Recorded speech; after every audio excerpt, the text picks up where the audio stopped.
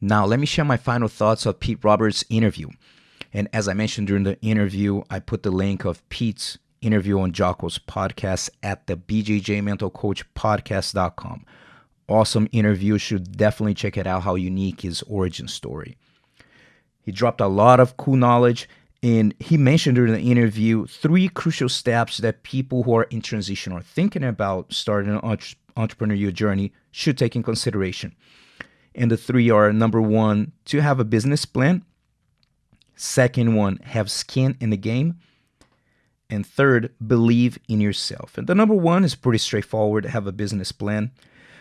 But the number 2, have skin in the game. I've heard this expression before, but I wanted to understand the roots of this expression. And I went online and I found that skin in the game is a phrase made popular by renowned investor Warren Buffett, referring to a situation in which high-ranking insiders use their own money to buy stock in the company they're running. Basically, they're saying, I'm all in. And Pete mentioned that an example of it is giving up something. In his case, was his competition career. He thought about it and reflect and said, something's got to give. Personally, I sacrificed my competition career when I moved to the US in 1999 to pursue my goal. I'm not sure where you're at in your journey right now, if you already accomplished some of the major goals that you wanted to achieve, or you're still pursuing a goal. I would like to reflect on this question. What do you need to sacrifice at this moment in your life to achieve the success you desire?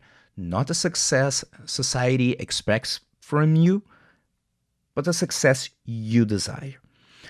Because oftentimes the question is not what you can do more, but yet what can you do less? For example, I guess most of us can agree the cell phones can be extremely distracting. Am I right?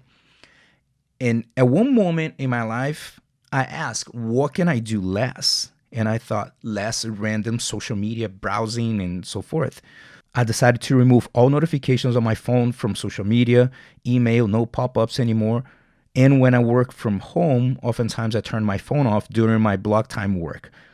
This block time concept I learned from Brandon Bouchard, my high-performance coaching mentor, that basically you work 50 minutes straight, phone off, and 10 minutes break. Stretch, grab some water, check your phone.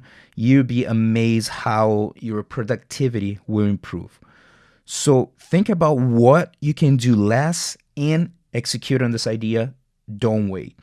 And the third one is to believe in yourself. My advice is just to work on your craft with passion, intention, and with the desire to learn, and especially to grow. More time you put towards your craft, more competent you will become. And competence leads to confidence, which is called the competence and confidence loop. Like in Jiu-Jitsu, you train, you progress through different belts and levels, you become more competent in Jiu-Jitsu, which leads to become more confident.